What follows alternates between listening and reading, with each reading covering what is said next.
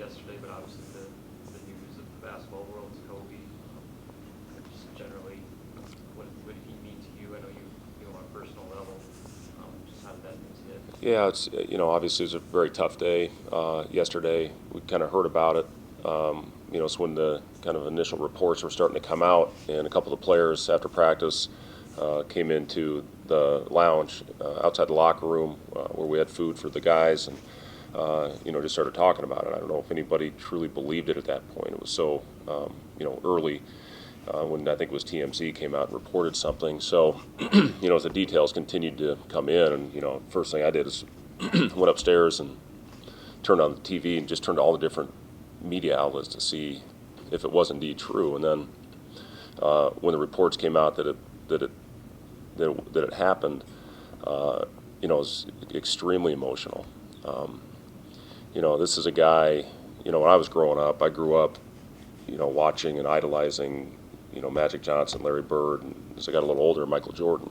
And, I know Kobe had the same effect on our guys as those guys did on me as a young player. And, to compete against him, you could tell right away as he was a rookie coming in to the, second biggest market in LA, and, from the get-go you knew he had it. And it just, the way he competed was the thing that stood out the most. That you hear all the stories about behind the scenes, his work ethic, being in the gym at 2 in the morning and, taking a nap and getting back up the next morning and doing it all over again. There's a reason, he'll go down as one of the all-time great players. And a lot of it had to do because of his work ethic and his passion and his killer mentality. I mean, he just had that, late in the game, give me the ball, I'm going to win the game for us. And, the closest I saw, I think Jordan's the greatest of all time, but the closest I saw to him, just because of his mentality, was Kobe.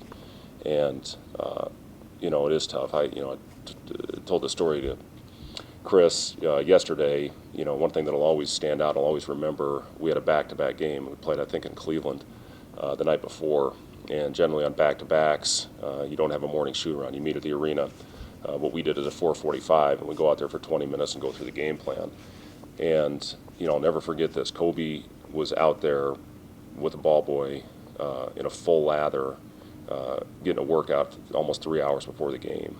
And you just don't see that very much anymore with today's player. And, for him to be out there and, to kind of share a moment in an empty gym with him is something that, that I'll never forget. And, he leaves such a lasting impression on the game. I mean, here's a guy that's probably got 20 games left in his career, and, he's out there in an empty gym all by himself, working on his craft.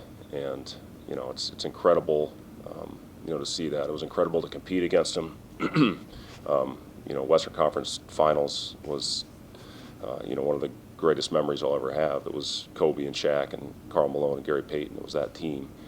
And, to be able to compete in that environment, and, the guy that I always went to at the end of the game, it was Kobe. It was his team. How the guys kind of responded since they got the news? Yeah, it was pretty somber in that locker room when I went in there, and we talked about it, and I felt that we had to, sit in there and just talk about his greatness and talk about his passion, talk about what you can learn from a guy like that had such a love for the game. And, the thing that's just awful is, as a parent, to have your daughter on board and, the other family that was on board. I mean, it's awful to think about. And, again, there's larger than life figures in this world. In the basketball world, he certainly is a larger than life figure, and you just don't ever think that something like this can happen. The players, it was difficult to meet the same. It's hard to focus and film and whatnot. But for you personally, how do you turn the switch to focus on preparing for a regular season basketball game and all that stuff? Well, I mean, that's, I felt it was important to go in and address it and talk about it with the group.